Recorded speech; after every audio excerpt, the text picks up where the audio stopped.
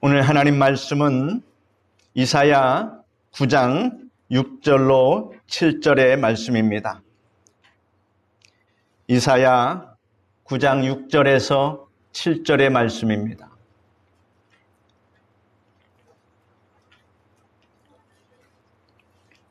제가 읽어드리겠습니다. 이는 한 아기가 우리에게 낳고 한 아들을 우리에게 주신 바 되었는데 그의 어깨에는 정사를 메었고 그의 이름은 기묘자라 모사라 전능하신 하나님이라 영존하시는 아버지라 평강의 왕이라 할 것임이라. 그 정사와 평강의 더함이 무궁하며 또 다윗의 왕자와 그의 나라에 군림하여 그 나라를 굳게 세우고 지금 이후로 영원히 정의와 공의로 그것을 보존하실 것이라. 만군의 여호와의 열심히 이를 이루시리라. 아멘. 오늘은 한 아기가 우리에게 낳고 이러한 제목으로 말씀해 드리겠습니다. 오늘 본문의 말씀은 예수 그리스도께서 탄생하시기 600년 전에 선지자 이사야가 성령의 감동을 입어 예수 그리스도의 성육신과 또 그가 누구이신가 하는 것과 그의 영원한 나라에 관하여 기록한 내용입니다. 600년 전에 예수님의 그 탄생을 예고하신 것입니다. 저는 이제 이에 대해서 오늘 말씀을 상고함으로 여러분과 함께 은혜를 나누고자 합니다. 첫째로 예수님의 탄생에 관하여 이렇게 기록되어 있습니다. 이는 한 아기가 우리에게 낳고 한 아들을 우리에게 주신 바 되었는데 라고 기록하고 있습니다. 예수님은 아기로 태어났을 뿐만 아니라 특별한 목적을 가지고 이 땅에 보내심을 받아 오신 분이라고 하는 사실을 여러분 믿으시기를 바랍니다. 이 때문에 성경에 우리에게 낳고 우리에게 주신 바 되었다 이렇게 기록하고 있습니다. 그런데 예수님의 탄생은 갑자기 되어진 일이 아닙니다. 오래전 이미 하나님께서 계획하셨고 예언하셨던 일이 때가 참에 이루어진 것입니다.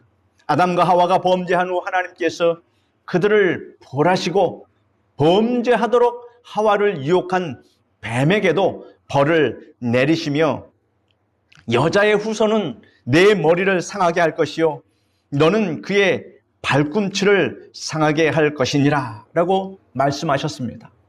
뱀은 여러분 사탄을 의미합니다. 하나님께서 사탄에게 여자의 후손이 내 머리를 상하게 할 것이라고 말씀하셨습니다.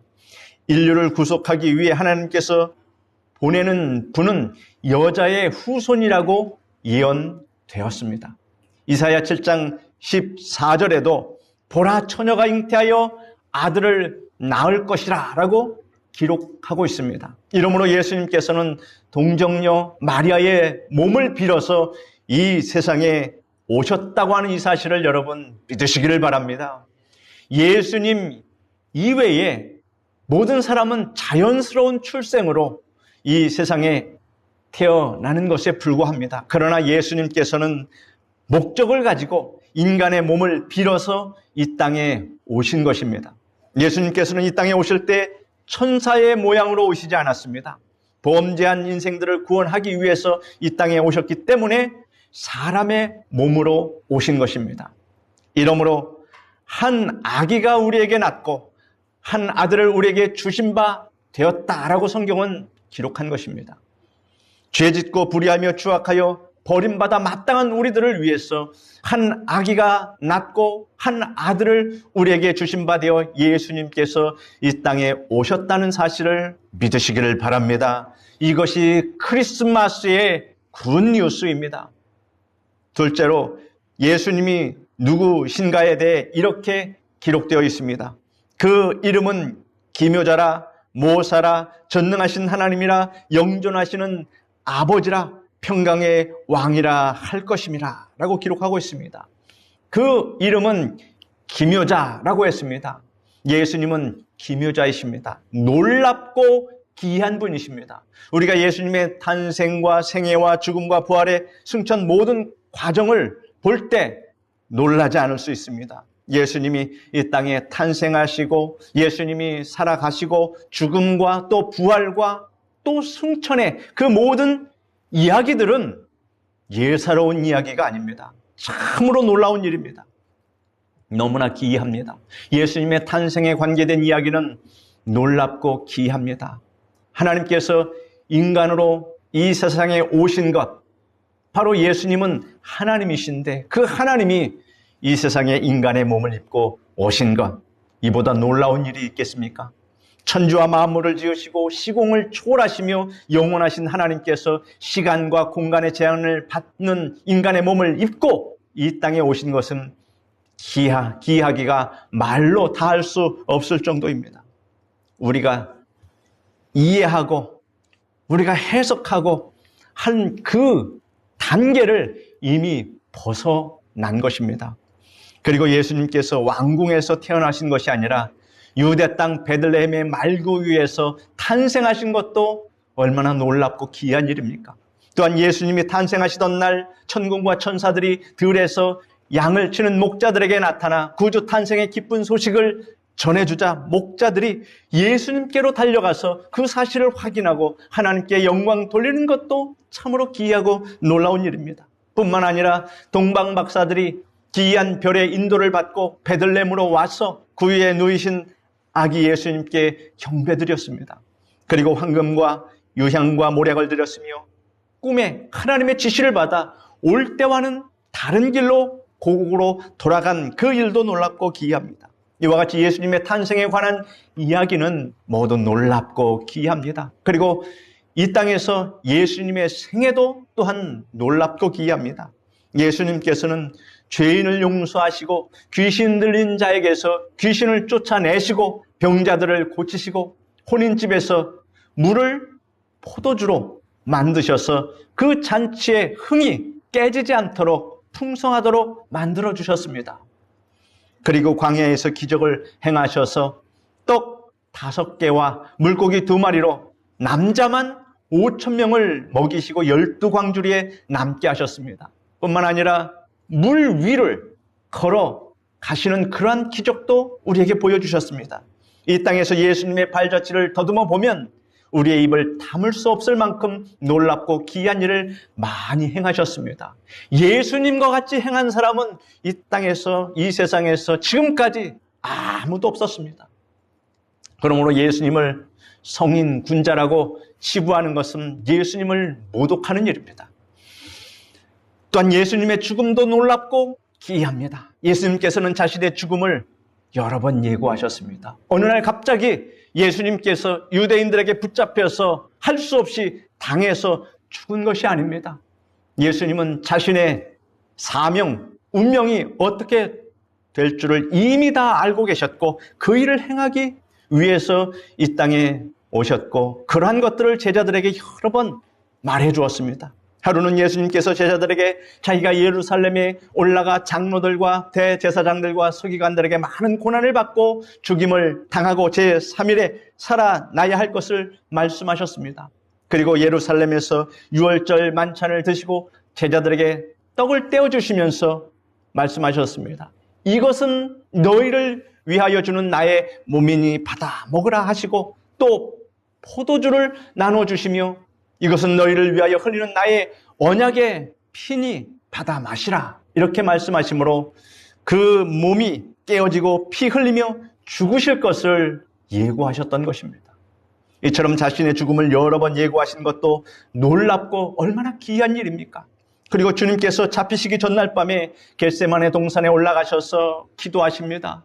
내 아버지여 만일 할 만하시거든 이 잔을 내게서 지나가게 하옵소서. 그러나 나의 원대로 하지 마옵시고 아버지의 원대로 하옵소서 라고 기도하셨는데 이때 땀이 땅에 떨어지는 빗방울같이 되었습니다. 참으로 놀랍고 귀한 일입니다. 마침내 예수님께서는 대제사장의 무리들에게 잡혀서 가야바의 뜰로 또 빌라도의 관정으로 이리저리 끌려다니셨습니다. 로마 군인들이 예수님의 머리에 가시관을 씌우매 가시에 찔려 머리에서 피가 흘리셨습니다.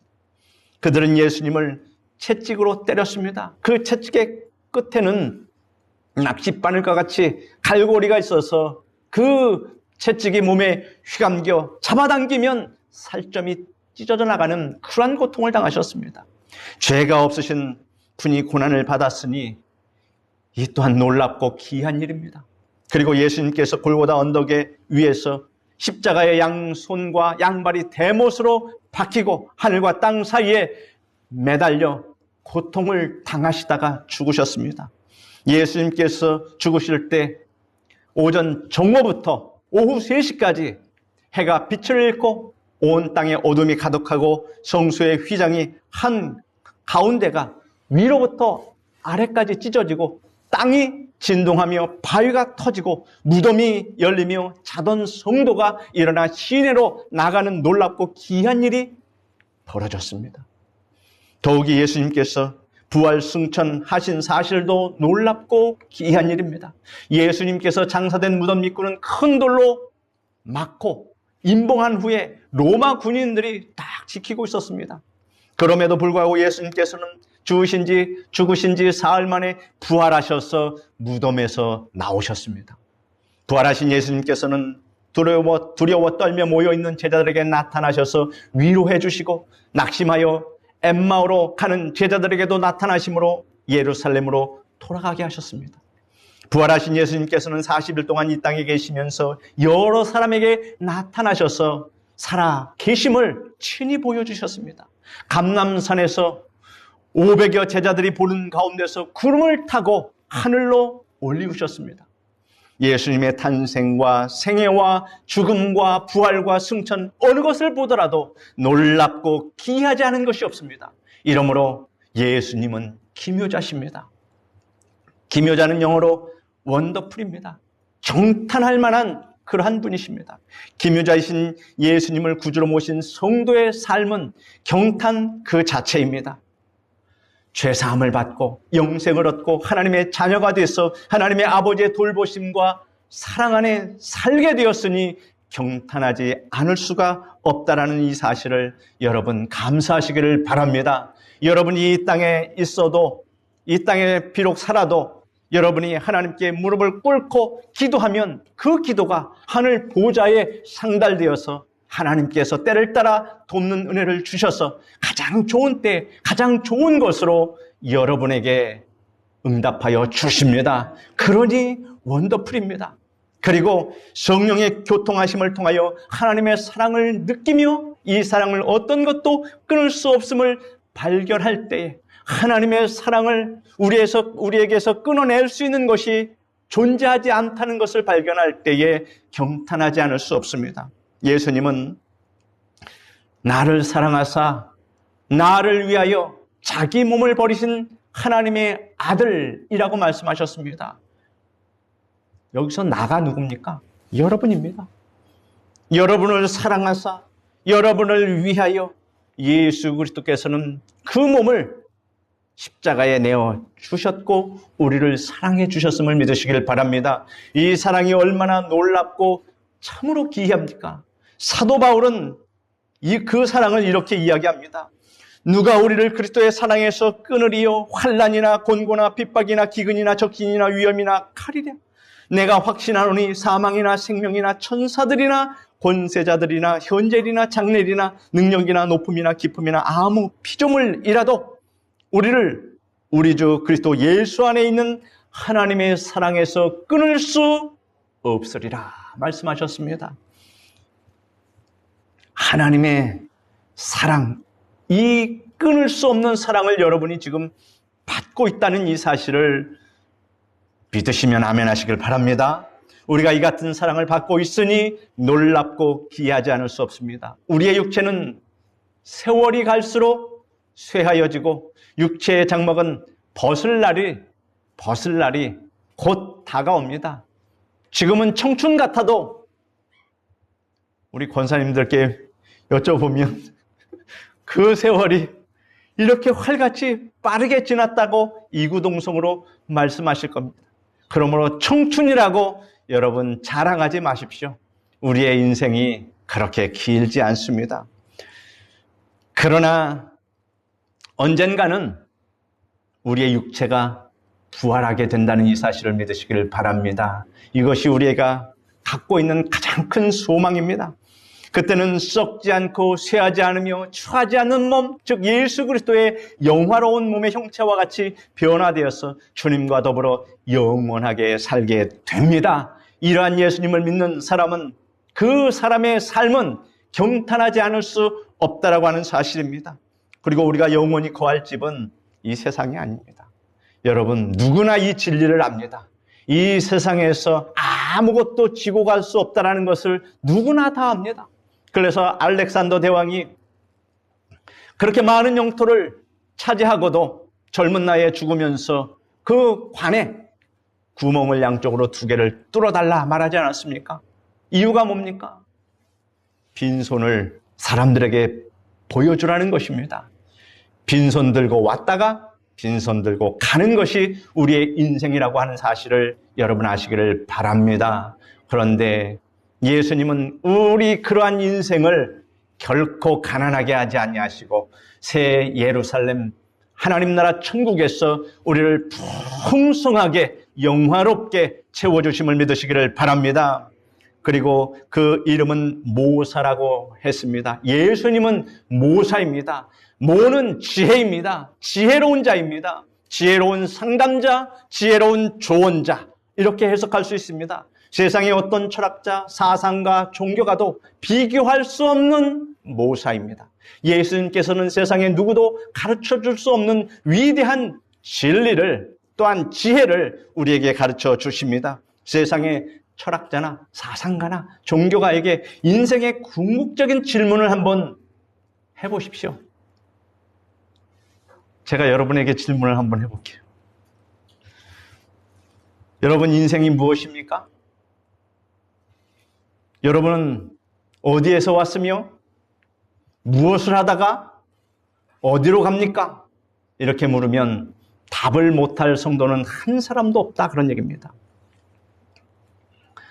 그러나 종교가들, 또 세상의 철학가들, 사상가들에게 이 인생의 궁극적인 질문, 석학들에게 이러한 질문을 해보면 답을 하지 못합니다. 저는 그것을 봤습니다. 정말로 유명하고 정말로 많은 학식을 가지고 박사학위도 가진 참으로 연로하신 분이 스스로 말합니다. 나는 인생이 무엇인지 모른다 라고 이야기합니다. 그것을 쳐다본 저는 나는 아는데 이렇게 말해 주었습니다. 그러나 예수님을 구주로 영접하면 사람이 어디에서 와서 왜 살며 어디로 가는지 분명히 알게 됨을 믿으시길 바랍니다. 예수님을 영접하면 어린이든 청소년이든 노년이든 삶의 이러한 궁극적인 질문에 대한 명확하고도 정확한 답을 갖게 되는 것입니다. 왜냐하면 하나님의 말씀이 그것을 가르쳐주기 때문입니다. 여러분, 우리 같이 한번 읽어볼까요? 우리는 큰 목소리로 시작. 우리는 하나님께로부터 나서 그리스도 예수 안에 있고 먹든지 살든지 마시든지 살든지 죽든지 자든지 깨든지 하나님의 영광을 위해 살며 이 세상 나그네 길을 가다가 주님께서 예비하신 영원한 천국으로 갑니다. 아멘. 어디서 왔다고요? 예수 그리스도 하나님께로부터 나서 무엇을 위해 삽니까? 하나님의 영광을 위하여 살다가 어디로 갑니까? 하나님 계신 천국으로 우리가 갑니다. 그러므로 사람들은 말합니다. 죽음은 그만이지. 죽으면 모든 게 끝이지. 이런 어리석은 말을 하는데 우리는 알고 있습니다. 죽음으로 끝나는 것이 아닙니다. 영원한 세계는 그 다음에 이루어집니다. 죽음은 하나의 영원한 세계로 넘어가는 하나의 요식행위, 하나의 관문입니다. 죽음을 넘어서. 그래서 믿지 않는 사람들도 압니다. 말합니다. 죽으면 지옥 아니면 천국에 간다. 믿지는 않지만 그렇게 알고는 있습니다. 그렇게 얘기합니다. 그래서 어찌하든지 착하게 살려고 노력을 합니다. 그런데 천국에 가는 길은 알지 못한 것이 참으로 안타깝습니다. 이러한 답을 누가 알려주십니까? 종교가가 알려주었습니까? 사상가가 알려주었습니까? 철학가가 알려주었습니까? 오직 예수님만이 이에 대한 답을 알려주시는 모사라고 하는 사실을 믿으시기를 바랍니다. 그리고 예수님께서는 우리에게 성공적인 삶의 지혜를 제공해 주셨습니다. 어떻게 하면 성공적으로 살 것인가? 우리는 성공적인 삶을 살기 위해서 예수님께서 이에 대한 지혜를 가르쳐 주셨는데 이것을 알아야 합니다. 예수님께서 뭐라고 말씀하십니까? 너희는 먼저 그의 나라와 그의 의를 구하라. 그리하면 이 모든 것을 너희에게 더하시리라. 하나님의 나라, 하나님의 의를 구하면 이 땅에서 무엇을 먹을까 입을까 염려하지 말아라. 이 모든 것이 너희에게 필요할 것을 하나님께서 아시고 이것을 다 채워주시고 더해주신다. 그래서 우리가 이 땅에 사는 목적은 어떻게 하면 잘 먹고 잘 살까 하는 것을 위하여 사는 그런 인생이 아니라 어떻게 하면 하나님께 영광을 돌리며 하나님께 칭찬받는 인생을 살까? 그것을 위하여 사는 목표가 다른 인생임을 여러분 아시기를 바랍니다. 이것이 바로 성공적인 삶의 지혜입니다. 예수님께서는 또한 하나님을 사랑하고 내 이웃을 내 몸과 같이 사랑하라 말씀하셨습니다. 성공은 인생 80년, 인생 100년 이러한 수명으로 잴 수 있는 것이 아닙니다. 영원이라는 시간의 척도로 재어야 합니다. 기준, 잣대가 다릅니다. 예수님께서 이렇게 말씀하셨습니다. 너희를 위하여 보물을 땅에 쌓아두지 말라. 거기는 좀과 동록이 해하며 도적이 구멍을 뚫고 도적질하느니라. 오직 너희를 위하여 보물을 하늘에 쌓아두라 말씀하시므로 우리에게 영원한 성공을 소망하며 살도록 가르쳐 주셨습니다. 말씀드렸지 않습니까? 이 땅에서 아무리 부자가 되고 아무리 가진 것이 많아도 가져갈 수 있는 것은 아무것도 없다라는 것입니다. 이 땅에서 우리가 해야 할 일은 그러므로 하나님의 말씀에 순종하여 하나님께서 맡겨주신 사명을 감당하여 하늘에 보물을 쌓아두면 죽음의 관문을 넘어서 천국에 들어갈 때 그 쌓아둔 보물을 여러분이 다 받으심을 믿으시기를 바랍니다. 이것이 세상을 성공적으로 사는 지혜라고 하는 것입니다. 그리고 예수님께서는 우리가 세상을 살아가는 동안 근심, 걱정, 두려움, 슬픔 여러 가지 문제를 만났을 때 우리의 상담자가 되어주심을 믿으시기를 바랍니다. 이러므로 문제를 만났을 때 예수님께 나아오십시오. 그러면 예수님께서 가장 훌륭한 조언을 해 주실 것입니다. 그리고 그 이름은 따라 말씀해 보십시오. 전능하신 하나님. 예수님은 전능하신 하나님이십니다. 성경은 보라 처녀가 잉태하여 아들을 낳을 것이요 그 이름은 임마누엘이라 하리라 하셨으니 이를 번역한즉 하나님이 우리와 함께 하시다 함이라. 아들을 낳을 것이요 하나님이 우리와 함께 하시다. 그러므로 예수 그리스도는 하나님이 되십니다. 크리스마스의 기쁨과 감격은 임마누엘에 있습니다. 전능하신 하나님께서 죄 많은 인생을 구원하시려고 우리에게 오셨다는 이 엄청난 사건을 인하여 예수님의 탄생 소식은 큰 기쁨의 좋은 소식이 되는 것입니다. 그리고 그 이름은 영존하시는 아버지라고 했습니다. 만일 예수님께서 이 땅에 오시지 아니했더라면 우리 인간은 하나님 앞에서 하나님 아버지에 관해서 온전히 하나님에 대해서 알 수 없습니다. 예수님께서 오셨기 때문에 우리는 예수님을 통해서 알 수 있습니다. 예수님께서 하나님 아버지의 뜻과 성품과 능력을 온전히 나타내셨기 때문에 비로소 우리가 하나님을 깊이 알게 된 것입니다. 사람들은 말합니다. 하나님을 보여달라.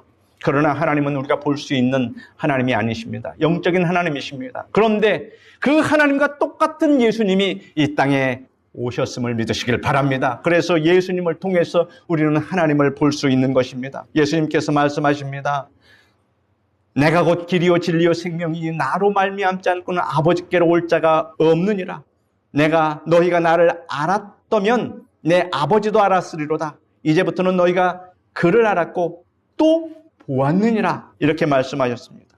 이 말씀을 듣고 제자인 빌립이 질문을 합니다. 주여, 아버지를 우리에게 보여주십시오. 라고 이렇게 질문하니 예수님이 이같이 말씀하셨습니다.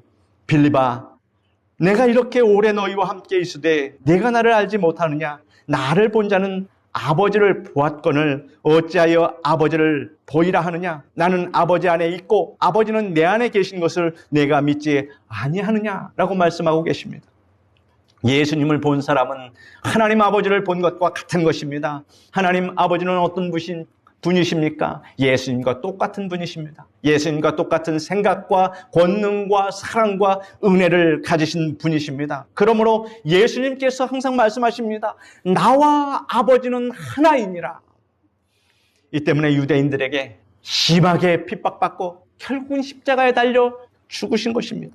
그러나 진리는 예수님을 십자가에 못 박았다고 진리는 변하지 않습니다. 예수님은 하나님과 똑같은 분이시므로 우리는 예수님을 통해서 하나님을 알고 믿으며 섬기는 것입니다. 예수님은 영존하시는 하나님 아버지와 일체시므로 예수님도 영존하십니다.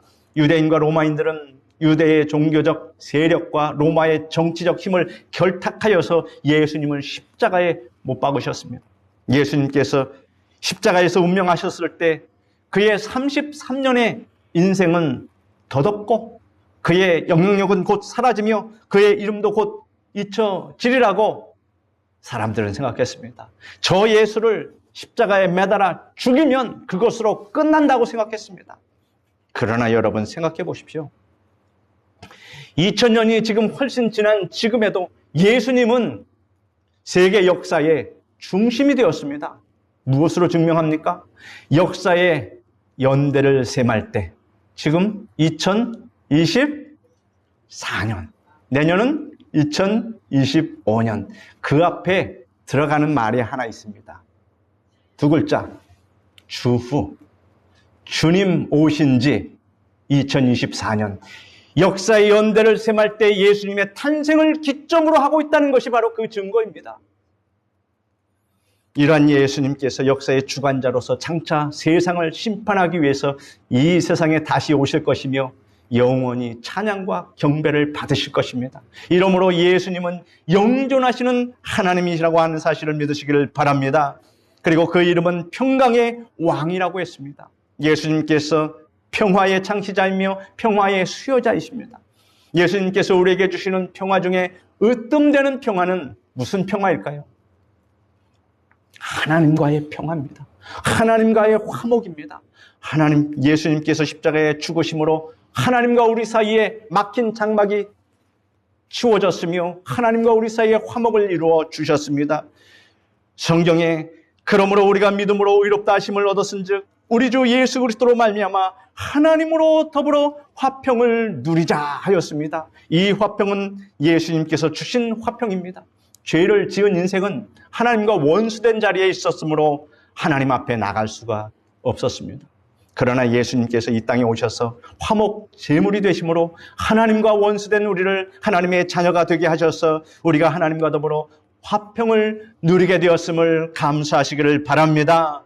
또한 예수님께서는 우리가 이 땅에 사는 동안 마음의 평화를 또한 누리게 해주십니다. 예수님이 이같이 말씀하셨습니다. 수고하고 무거운 짐진 자들아 다 내게로 오라. 내가 너희를 쉬게 하리라.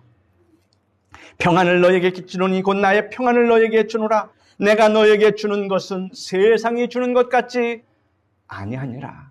여러분, 세상이 평안을 준다고 생각하면 오산입니다. 세상은 사탄 마귀가 장악한 세상은 오히려 사람들을 멸망의 길로 이끌어가는 그러한 세상이라고 하는 사실을 우리는 잘 압니다.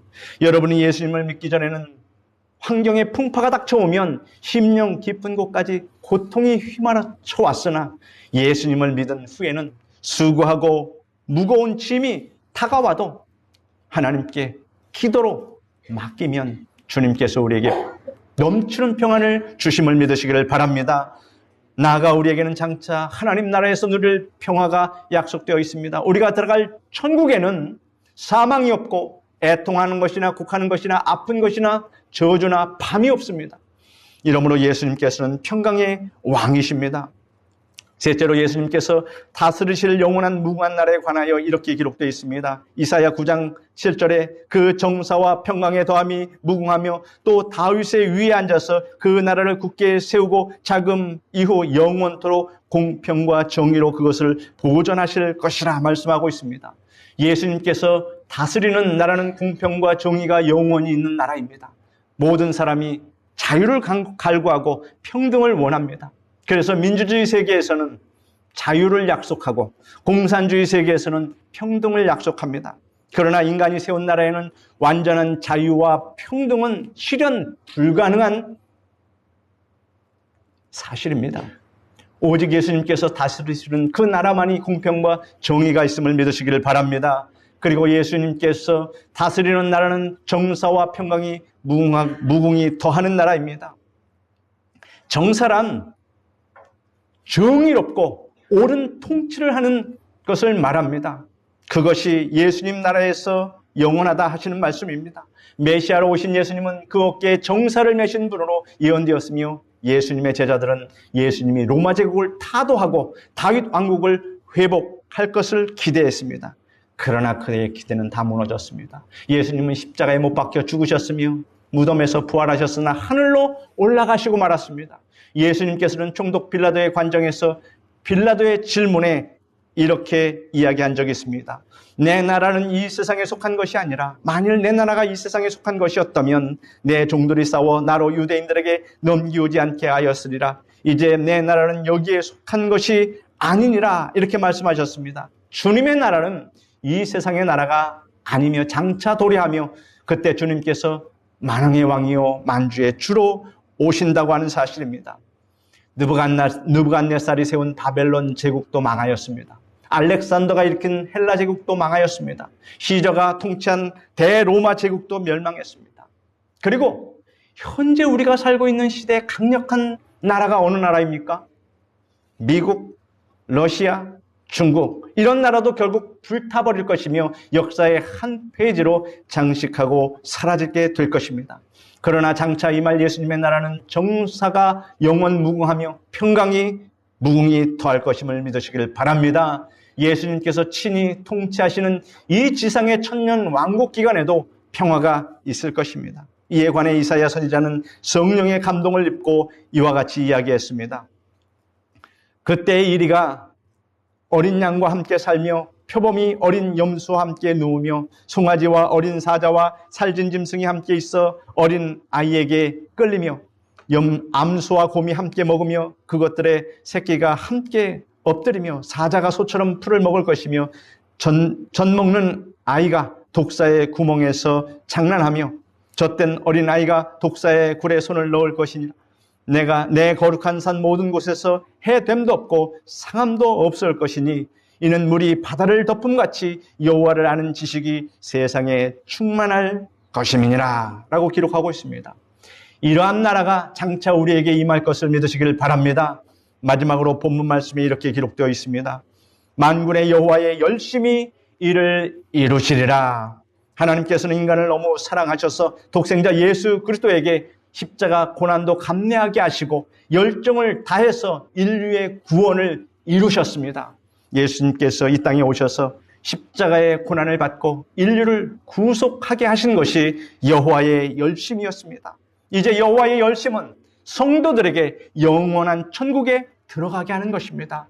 여러분, 우리가 천국에 입성할 때 이는 여호와 하나님의 열심이 이루어진 것임을 믿으시기를 바랍니다. 사랑하는 성도 여러분, 이제 여호와의 열심히 이를 이루리라고 하신 하나님의 분명한 약속이 있으므로 이 약속의 말씀을 1.1획이라도 결코 땅에 떨어지거나 변경되지 않는다는 것을 믿으시기를 바랍니다.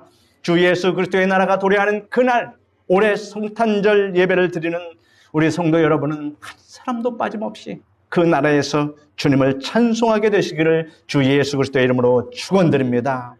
기도하겠습니다. 거룩하신 하나님, 예수 그리스도께서 이 땅에 오신 것은 여호와의 열심이며 여호와께서 우리를 사랑하사 이처럼 하나님 구원케 하여 주셨음을 압니다.